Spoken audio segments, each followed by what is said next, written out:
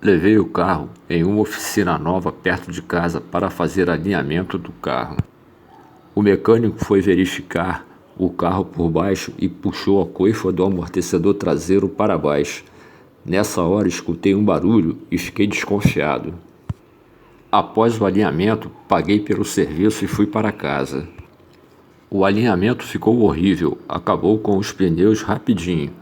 Percebi que a partir daí o carro começou a fazer barulho na suspensão traseira. Parecia que o amortecedor estava com defeito. Fiquei andando com o barulho durante um bom tempo. Só mais tarde fui descobrir que o barulho era causado pelo batente que estava solto. Ou seja, quando o mecânico foi verificar o carro por baixo e puxou a coifa do amortecedor traseiro para baixo, isso fez o batente soltar do suporte. Ele fez isso com a maior cara de pau na minha frente e disse que estava tudo certo.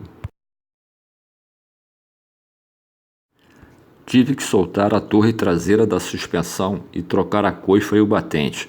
O mecânico que fez o serviço alegou que precisava usar saca-mola para soltar a torre e por isso cobraria mais caro.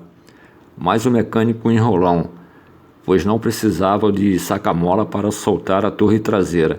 Na verdade, nem tirar a roda do carro precisava para fazer esse serviço.